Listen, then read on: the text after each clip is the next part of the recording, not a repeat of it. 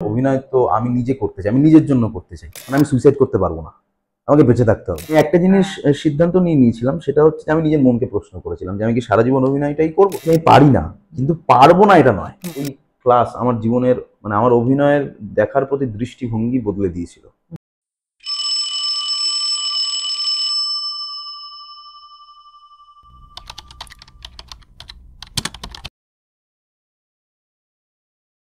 আচ্ছা, নমস্কার। আজকে আবার একটা আড্ডা সেশনে বসেছি। আমি এই ছেলেটিকে দেখেছিলাম চৌমাথা বলে একটি নাটকে, অনির্বাণের ডিরেকশন।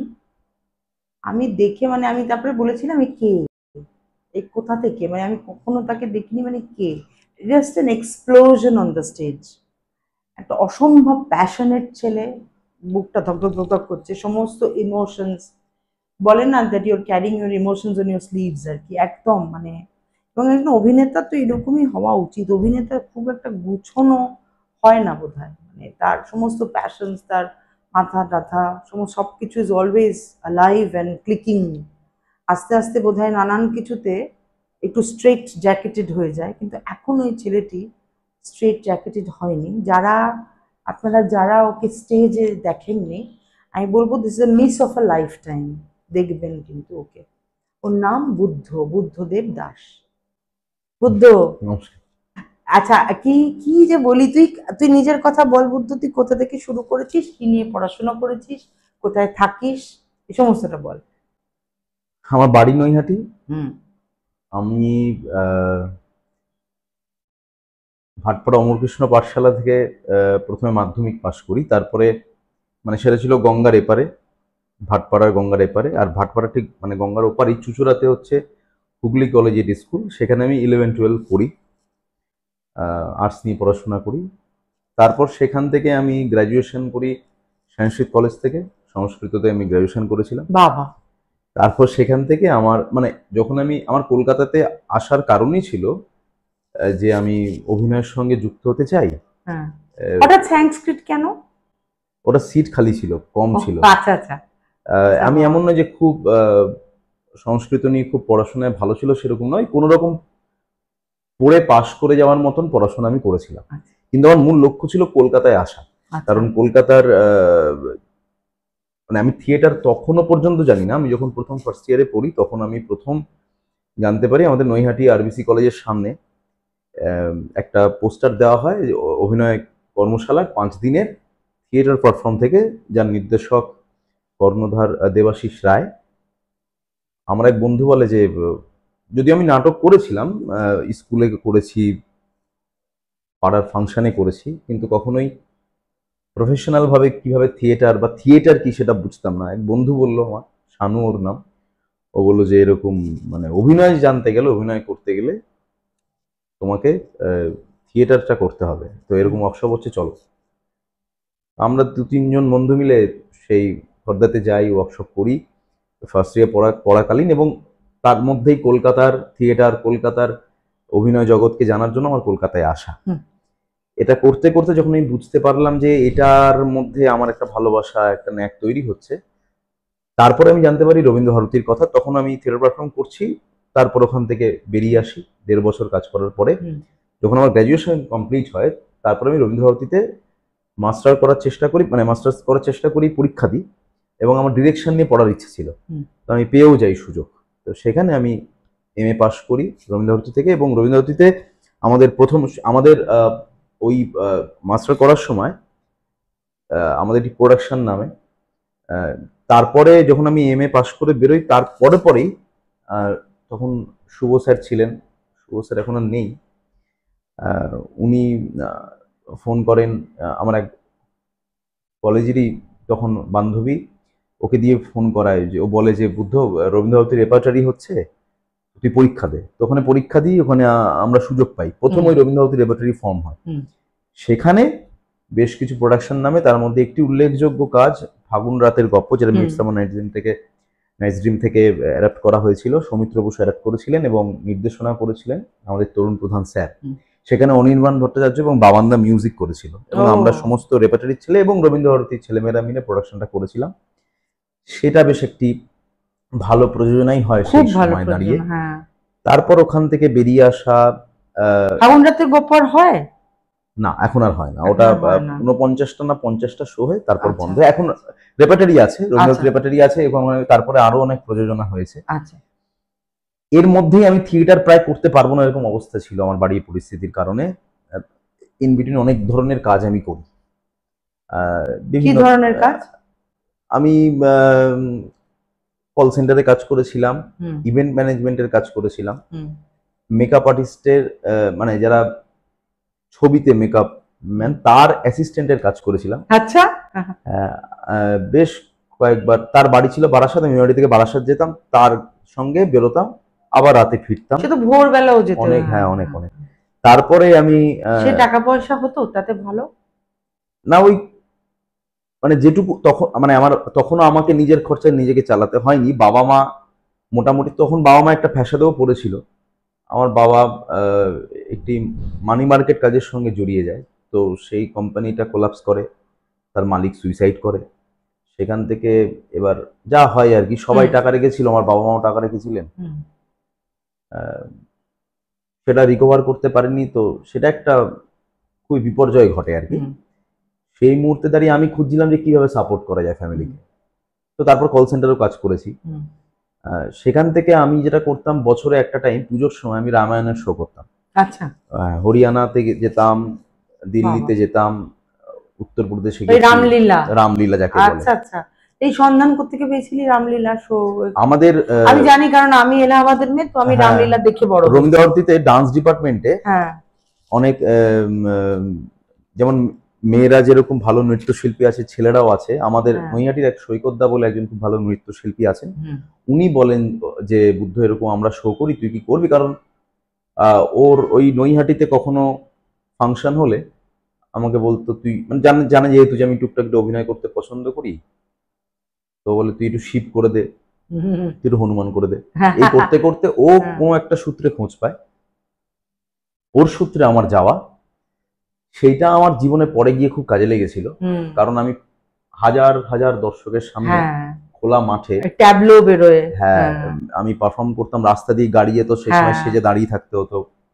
এগুলো করেছি। জানি, আমি ছোটবেলায় আমরা এই দর্শকের মধ্যে আমার দিদা আমাকে হাত ধরে নিয়ে যেতেন, দেখ দেখ দেখ দেখ, আর হ্যাঁ, যেতাম সামনে হনুমানজি যাচ্ছেন। তো ওটার খুব পরিশ্রম ছিল এটাই যে হ্যাঁ। আমাদের বা ঠিক 12টা থেকে রিহার্সাল শুরু হতো, 2টো পর্যন্ত রিহার্সাল হতো, লাঞ্চ ব্রেক হতো, 4টের সময় মেকআপ ব্যবস্থা হতো, 9টা পর্যন্ত মেকআপ চলতো। কারণ হিউজ, মানে মেকআপটা খুব হিউজ ভারী। মেকআপ। হ্যাঁ। শুরু হতো শো 9:30 10টার সময়, হুম, এবং শেষ হতো 2টোর সময়, আবার পরের দিন 12টার সময়, এরকম করে। তো আমি ওটা দীর্ঘদিন করেছি। হুম, সেটা করতে করতে খুঁজছি কি করা যায় টুকটাক। কখনো হালিশহর ইউনিটি মঞ্চে দীর্ঘদিন কাজ করেছি, হুম, শ্যামবাজার নাট্যচর্চায় সমরেশদার সাথে দীর্ঘদিন হুম, আমরা অ্যাডের প্রচুর কাজ করছি। মানে একটা বাইকের অ্যাড হবে রাস্তায়, হুম, তার একটা নাটক লেখা হয়েছে, সেটা নিয়ে প্রচার, বা ভোট দেওয়া প্রয়োজন, এটা নিয়ে নাটক করেছি। এটা তোর কত বছর বয়সে? তখন আমি 24-25? হ্যাঁ 25-26 এরকম হ্যাঁ, হবে। 25-26। 26 এরকমই হবে, 26 এরকমই হবে। হুম, আম, তারপরে ওই এটা করতে করতে এই এই এই কাজগুলো করতে করতে আমি যেমন বললাম ইউনিটি মঞ্চের সঙ্গে করেছি, বেলঘড়িয়া হাতে ঘড়ি, দেবাশিস ঘোষ হ্যাঁ, দস্তিদার, হ্যাঁ, হ্যাঁ, ওদের সঙ্গে একটি নাটক ইটসি বিটসি, সেটার সাথেও হ্যাঁ, কাজ করেছি। হ্যাঁ, তখন আমি খুঁজে চলেছি যে কি করা যায়, কি ততক্ষণে বাবা মা আবার একটু অন্য কাজ করতে শুরু করেছে। আস্তে আস্তে আস্তে আস্তে ওই অশান্তিটা একটু কমতে শুরু করেছে। সেটা বড় একটা অশান্তি গিয়েছিল। হুম, যাই হোক, সেটা অন্য হুম, প্রসঙ্গটাতে আর যাচ্ছি না। কিন্তু আহ, খুঁজতে শুরু করেছি কি করব কি করব কি করব। তারপরে একদিনকে দেবেশদার একটি নাটকের রিহার্সাল চলছিল। হুম। আচ্ছা, তার মাঝখানে আমি মিনার্ভা রেপার্টরিতে 2বার ট্রাই করেছিলাম, হ্যাঁ, 2বার আমার হ্যাঁ। সিলেকশন হয়নি, আচ্ছা। আমি পারিনি সিলেক্ট হতে। কারণ আমার মনে হয়েছিল ওটাতে যদি সুযোগ পাই তাহলে 15,000 টাকা তখন স্যালারি দিত। এখন জানি না তো, মানে আমি বেরিয়েছি 2021-22 মিনার্ভা রেপার্টরি থেকে, 2017-তে ঢুকেছিলাম। 15,000 টাকা স্যালারি দিত।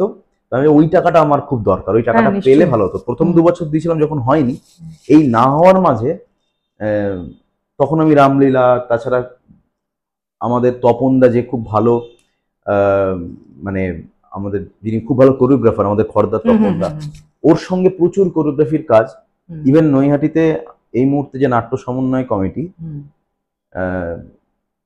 যার একটি নাটক তুমিও দেখেছো, ফেরারি ফৌজ, সেই নাটকের দলে আমি তো প্রথম আমরা গিয়েছিলাম ওই তপন, যেটি আমাদের ফেস্টিভ্যালে কিন্তু হবে। হ্যাঁ ফেস্টিভ্যাল, এবং আমি বারবার আপনাদের বলছি এটা কিন্তু মিস করবেন না, ওর জন্য মিস করবেন না। তো ওইখানে আমি প্রথমে কোরিওগ্রাফার মানে কোরিওগ্রাফির কাজ করতে গিয়েছিলাম, মানে আমাদের দুটো শর্ট ফাইটের খেলা ছিল। তো এই বিভিন্ন রকম জিনিস করছিলাম, মানে খুঁজে পাচ্ছিলাম না কি করবো। হঠাৎ একদিন দেবেশ তথাদা আমাকে বলে, বুদ্ধ দেবেশদার একটি, মানে আমাদের ডিরেক্টর দেবেশদার কথা বলছি আমি, ডিরেক্টর অভিনেতা আমাদের সংস্কৃতির দেবেশদা, সেই দেবেশদার একটি কাজে তথাদা আমাকে, মানে তথাগতদা আমাকে ফোন করে বলে, একটি চরিত্র আছে, করবি? বললাম যে হ্যাঁ করবো, যাই। এবার ওই দিনকে ততক্ষণে না আমার অনির্বাণদার সঙ্গে চৌমাথার কাজ করা হয়ে গেছে, বা টুকটাক টুকটাক করা হয়েছে।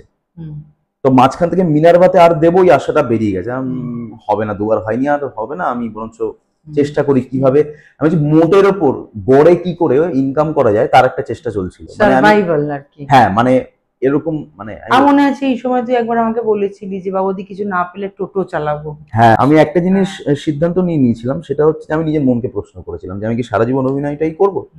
আমি সিদ্ধান্ত নিয়েছিলাম হ্যাঁ যাই হয়ে যাক, মানে যত প্রিয় কাছের মানুষ আমাকে, মানে আমি যদি তাকে ঠিকঠাক করে দেখভাল নাও করতে পারি, তাও আমি এটার থেকে বেরোবো না। এবার যদি এটা করতে গিয়ে অবশ্যই নিজের আত্মসম্মান, নিজের এথিক্সের সঙ্গে কোনো রকম আমি কম্প্রোমাইজ করবো না, সেটা না করে কি করে করা যায়। এবার অভিনয় তো আমি নিজে করতে চাই, আমি নিজের জন্য করতে চাই, বা আমি এই আর্ট ফর্মের সঙ্গে থাকতে চাই, সেটার জন্য কি করা যেতে হবে? তখন ভাত তো খেতে হবে।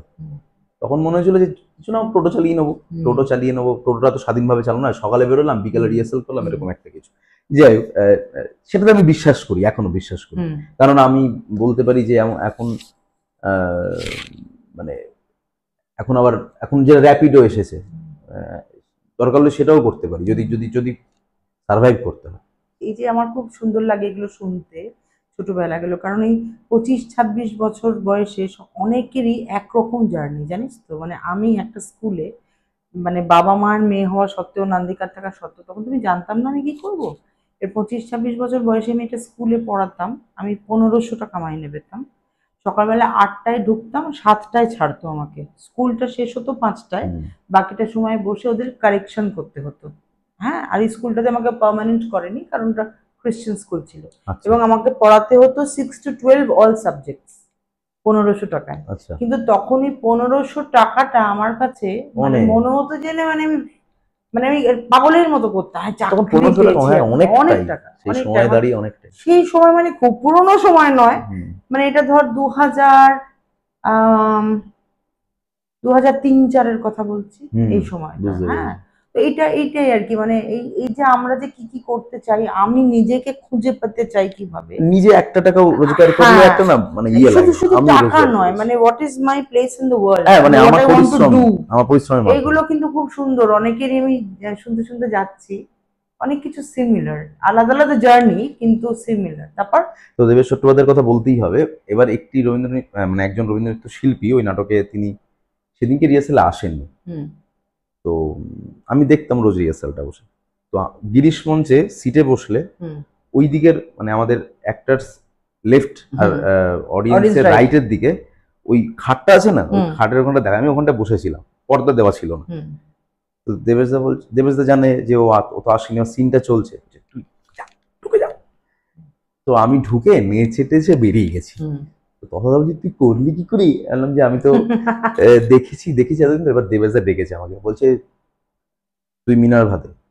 মিনার্ভা আমি 2বার দিয়েছি, হয়নি।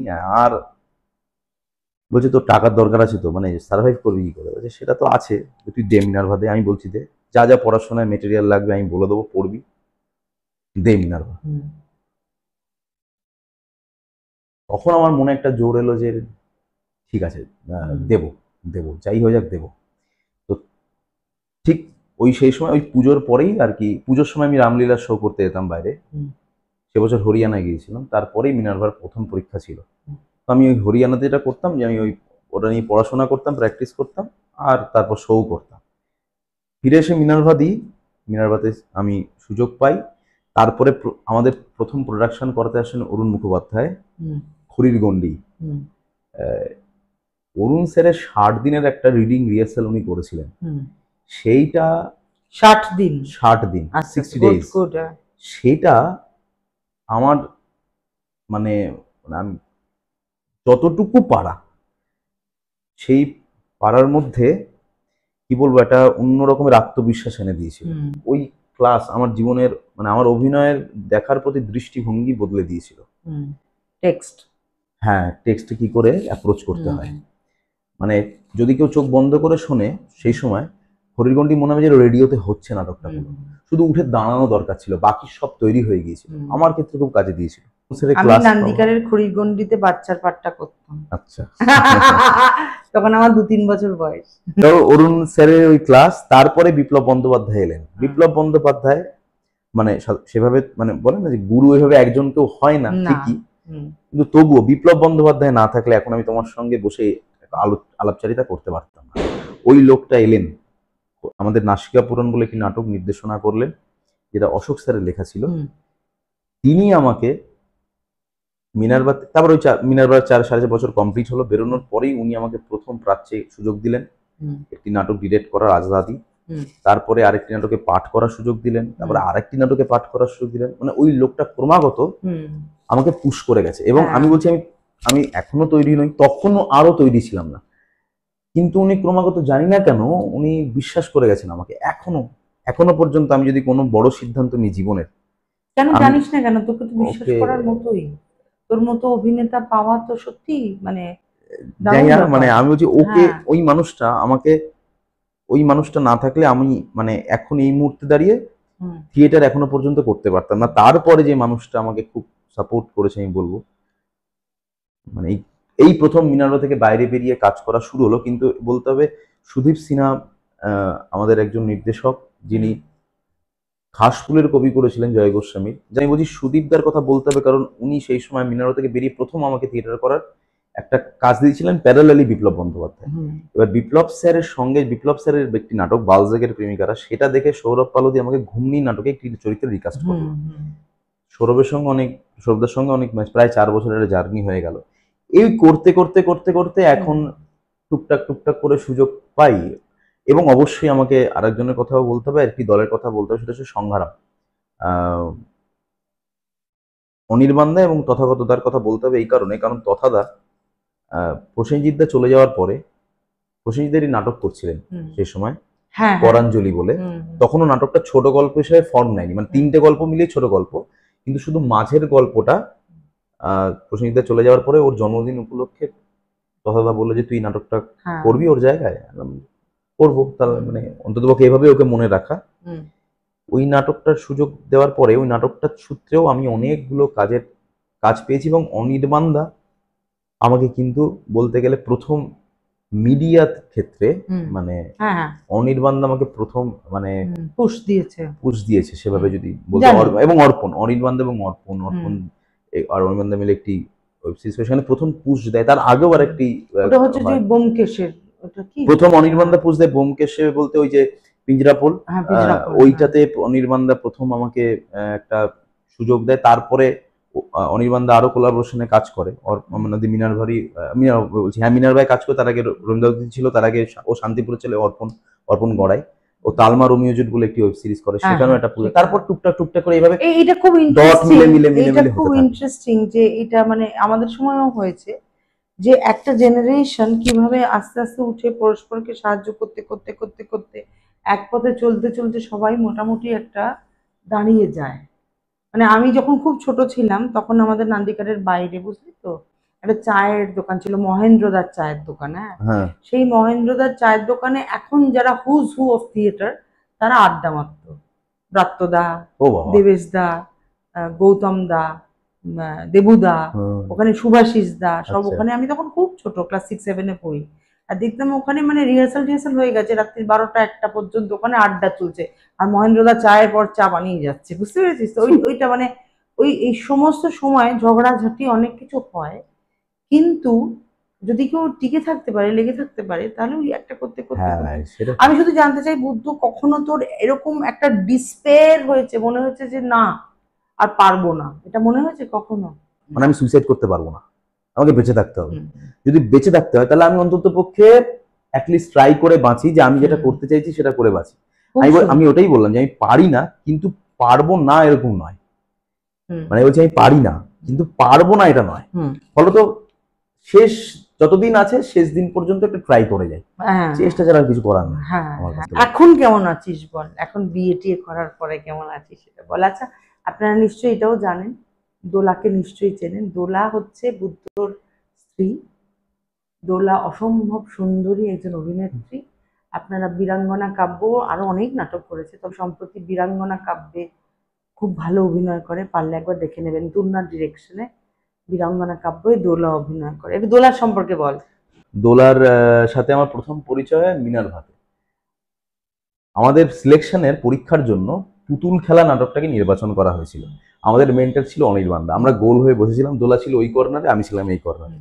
তো অনির্বাণদা তো পেয়ার বানাচ্ছে, এর সাথে যাচ্ছে। অনির্বাণদা হঠাৎ করে বললো, দোলার ভালো নাম সুপর্ণা, বলছে সুপর্ণা তুমি বুদ্ধর কাছে এসো। হুম। ওই যে কাছে এসেছিল, আহা, আমি আর তুই আর সরিসনি না, ওখানে। বাদরের গলায় যদি মুক্তোর মালা এমনি এসে পড়ে, আর মানে ও আমার মন মানে তো পুতুল কি খেলাও বলবো, কি নোরা করেছিল? হ্যাঁ হ্যাঁ, হ্যাঁ, ও কাজের ব্যাপারে খুবই প্যাশনেট। হ্যাঁ, ও মানে মানে ও মানুষ হিসেবে আমি বলতে পারি যে ও মানুষ হিসেবে অপূর্ব। ও যে আমার সঙ্গে আছে এটাই আমার কাছে পাওয়া। বলতে গেলে আমার কাজের ক্ষেত্রে, আমার নিজের অভিনয়ের ক্ষেত্রে আমূল পরিবর্তন ঘটে ও আমার জীবন আসার পরে। আচ্ছা। আমি এর আগে প্রচন্ড মানে আমি ও আসার পরে আমি আরো বেশি শান্ত হয়েছি। তোর কোনো ট্যাবু নেই তো বিভিন্ন জায়গায় কাজ না না, করার? আমি তো আমি রনে সেটাই বনে বলতে চাই। লোকনাথ বাবার মতো রনে বনে জলে জঙ্গলে কারণ যেখানে অনেকের আমাকে আমি ডাকবে আমি দেখেছি, আসি। জানিস তো, অনেককে আমি দেখেছি যারা একদম শুরুতেই অন্য মাধ্যমটাকে একদম মানে ক্রস আউট করে দেন। না না, আমার ওরকম সেটা আমার শুরু থেকে ওরকম কোনো কিছু ছিল না। এবং আমি এখনো হ্যাঁ, বলছি, অভিনয়, যদি আমি অভিনয়ের কথা বলি, হ্যাঁ, অভিনয় যে কোনো মাধ্যমে হোক, যেখানে হোক, হ্যাঁ, ভালো অভিনয় করার সুযোগ তো পেলে, হ্যাঁ, তুমি আমাকে এখন এই ধরে কথা বলছি আমরা দুজন, হ্যাঁ, তুমি হ্যাঁ, হঠাৎ বলে বলতে এইভাবে একটা থিয়েটার করি চল, হুম, দুজনে কথা বলবো, এখানে 4টে লোক বসে থাকবে, হুম, এটা তো আমার কাছে একটা এক্সপিরিয়েন্স, শেখা। হ্যাঁ, মানে we all have to get together, এবং আমাদেরকে নিজেদের একটুখানি নিজের ঢাক নিজে একটু পেটাতে হবে। না, আমি নতুনদের জন্য যেটা হ্যাঁ, বলবো এটা। সেটা হচ্ছে যে শেষ না হওয়া পর্যন্ত ছেড়ো না। হুম। মানে মানে ডুব দাও, ব্যাস হয়ে যাবে। এবং আমি বলছি অনেক অনেক ভালো হবে, পারবেই। বলে না একদিনে হবে না, একদিন হবে, একদিন হবেই। এই তো কথা শেষ হবে না, আমার আর বুদ্ধর কথা তো শেষ হবে না, চলতেই থাকবে। এত ভাল লাগে, মানে এই এত প্যাশনেট লোক না, পাশে বসলেই এনার্জাইজড লাগে। এরকম এই যে কজন, মানে কে লাস্ট কয়েকদিন যে ইন্টারভিউ করলাম, আরো যে ইন্টারভিউ করব, এদের সকলকে দেখলেই আপনার মনে হবে যে চোখ জলজল করছে, আইডিয়াস ব্রিম করছে আর কি, সাংঘাতিক। ভালো থাকবেন। আজকে এখানেই তাহলে শেষ করলাম আজকে বুদ্ধ। নমস্কার, নমস্কার।